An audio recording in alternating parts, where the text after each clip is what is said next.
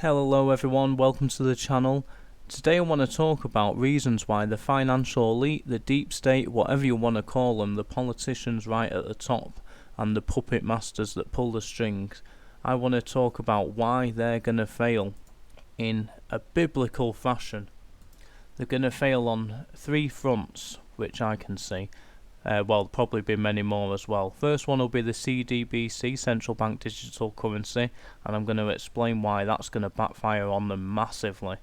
I'm also going to explain why the whole ESG movement's going to fail on them in spectacular fashion also. If you don't know what ESG is, it just stands for environmental, social and governance. But unfortunately it'll fail the people first, and I'll get into that and explain what I mean further in just a moment. And last but certainly not least, why the whole power grab in particular is going to fail on them in spectacular fashion. They're going to get ahead of themselves, they're going to get power hungry, they're going to get greedy, and they're going to get sloppy. And I'll explain more what I mean in just a moment. So let's get into it.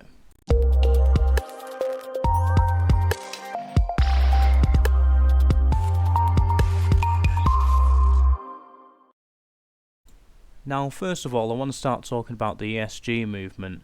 All it is, as I said, it stands for environmental, social and governance, and what it is, it's a set of guidelines which is given to mostly big companies, and it's guidelines where they have to meet certain quota. So for instance, for environmental, if it's like an energy intensive business, let's say like an oil driller or a energy producer or distributor, they need to find ways of doing what they do better for the environment, and if they can't, they need to buy something called carbon credits.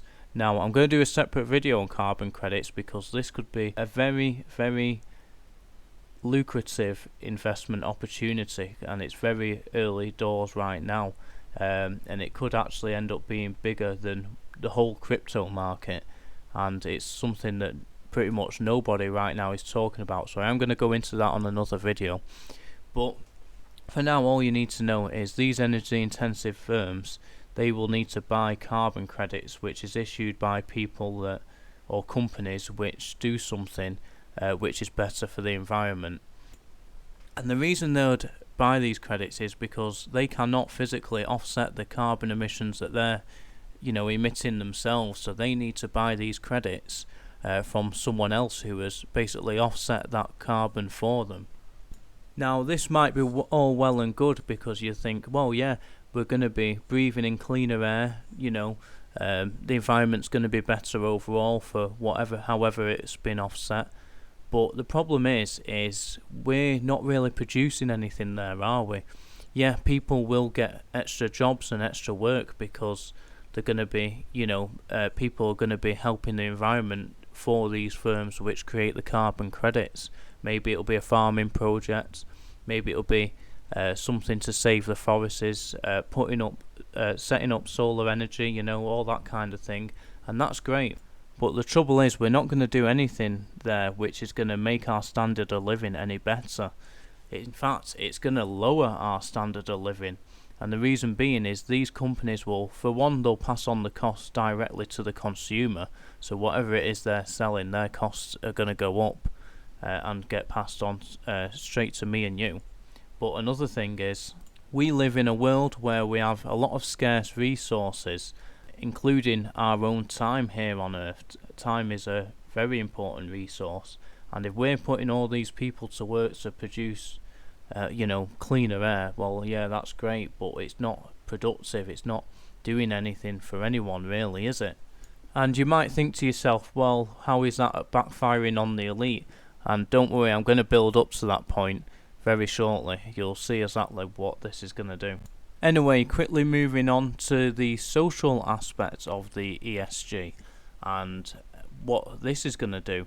Now, the first thing to remember that in a society we'll never have an equal number of let's just say males and females, for example, apply for the same position, and it's obviously common knowledge, although it's quite frequently ignored, that there are a number of reasons why men, for instance, do get a higher wage than women. Some of those reasons are that they generally work longer hours, they generally work more dangerous jobs as well.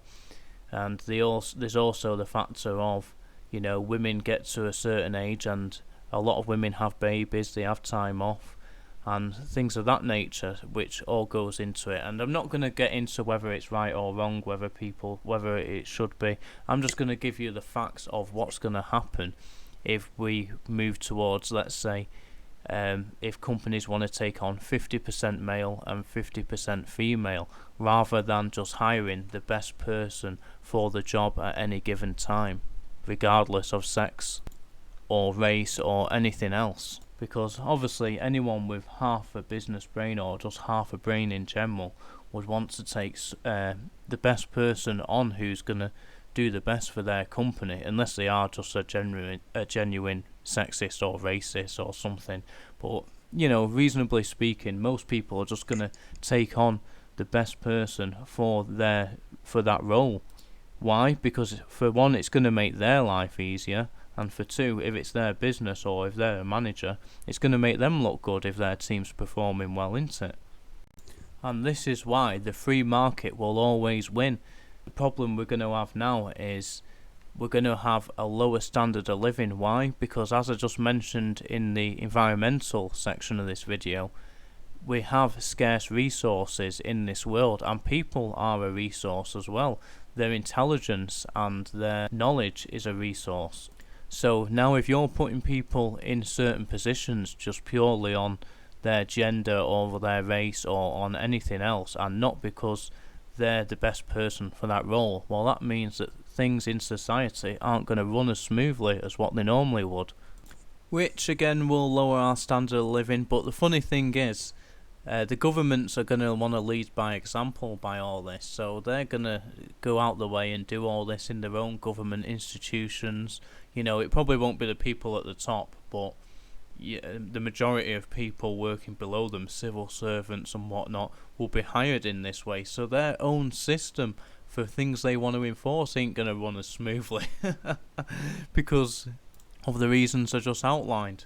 Of course, as well, what I just thought I'd quickly mention there with the social aspect is things like these medicine mandates, which we're seeing a lot of now. All that kind of stuff will be onto that social social part of the ESG as well now. All that stuff will be getting pushed and enforced. And I was going to go into detail on the governance side, but there's probably not really much point. Most of it's basically like, being politically friendly, if you like, as well as other things, which is basically just only going to impact the people right at the top. And it's just to make sure they're staying in line and playing the rules which the government want to enforce, I suppose. Now, does this picture remind you of the Matrix? Yeah, me too. Next up is the central bank digital currency, which we're all going to be using in 10 years or less, I would have thought.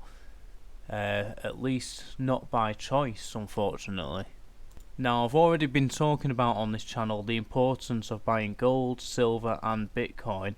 Regardless of price, you need to have it for this reason, so you can still spend outside the system, because cash will be a thing of the past. And the difference with a central bank digital currency to what it will be online banking, which we use right now, paying with our credit cards and debit cards and all things of that nature, or even people paying with the phone now, on contactless. The difference is they can see what you spend in real time, and not only can they see what you spend and what you buy in real time, but they can also block purchases. So if you want to go to the shop and buy a loaf of bread and a crate of beer, they might say, well, do you know what, you've already had too much of that this week. Well, hopefully you're not drinking that much anyway. I mean, I certainly don't. But the point is, those products will make quite a lot of CO2 in order to, for them to be produced.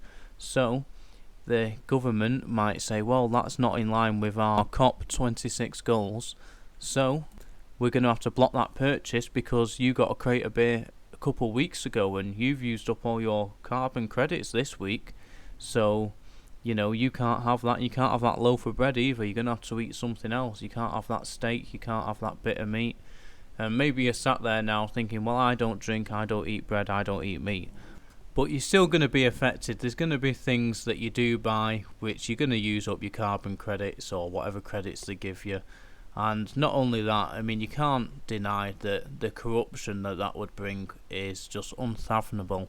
I mean, you can't bury your head in the sand and just allow someone to dictate your life like that. But that's what we're going to be heading into with these central bank digital currencies. It's going to be quite frightening in a sense when it first comes in. But every cloud has its silver lining, and the silver lining to this cloud is there will be a huge black market for almost anything that you cannot buy with your carbon credits or with your central bank digital currency. Now, you might not like the sound of that. You might think, you know, it all sounds a bit shady and all that kind of thing, but this has happened many a times before. In fact, it's still happening right now. Whenever countries go into hyperinflation or the governments, want to put in price controls or restrict people from buying too much, there is a black market which always opens up, and quite often that black market ends up bigger than the original legal market. And even politicians themselves and government officials end up using the black market. Why? Because they're just people like us who want certain things which they can't get through the legal route. Quite often in Venezuela and other countries which have suffered through hyperinflation, they start using things they shouldn't be doing under their government law to use as currency. And that's why I say it's important to get hold of some Bitcoin, gold and silver, because these are the things that will be getting traded when this happens. Mark my words. When this happens, gold, silver and Bitcoin will be getting used for trade. And if you think not, then what else do you think will be getting used? Because cash will be gone. Cash will be a thing of the past, so what else could be possibly be getting used? I seriously do believe that these elite, the people in government, they think once this comes in, it'll eliminate, cash in hand jobs, and people will end up declaring it, so they'll get more tax revenue as a result. But it won't. It'll just divert people further away. And when all this other stuff happens, which I've been talking about on this video, it's just all going to compile together, and they have created a huge tsunami which is heading towards them. It's not going in the way they want it to go at all. People are going to find other means of trading, and they're still going to some degree get the products they want and get the things they want. Why? Because it's going to be very lucrative for people to supply them. So rather than eliminating the things that they wanted to eliminate, well, they've actually just made things quite a lot worse. And that brings me to close out onto finishing up now and saying that almost everything they're doing is going to backfire on them in spectacular fashion, because anything they do which lowers the standard of living for people like me and you, the more and more likely people are going to get angry and upset with things and blame the government for what's going on.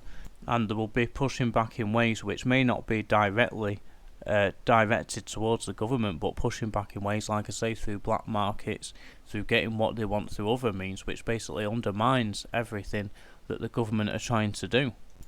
And this is why, with the full power grab of what they're doing right now, as well as all the things I've outlined in this video, the tighter they squeeze, the further away they're going to get from what they want. And if history is anything to go by, people that grab onto that power, they do not let it go. They'll just keep holding on and start doing desperate and stupid moves, which will ultimately be the death of them. Maybe not the physical death in this sense, but the death of their power, the death of what power they did have.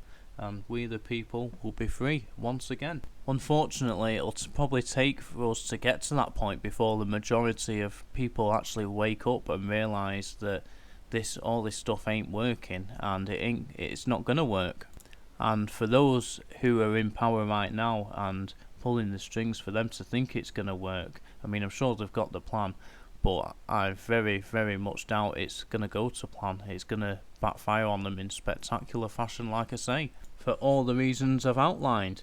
So, if you enjoyed this video, if you watched it this far, please do give me a thumbs up because it helps me greatly. I'm only a small channel like you can see. Also, make sure you subscribe if you're not subscribed already. Thank you very much for watching, and I'll see you on the next one.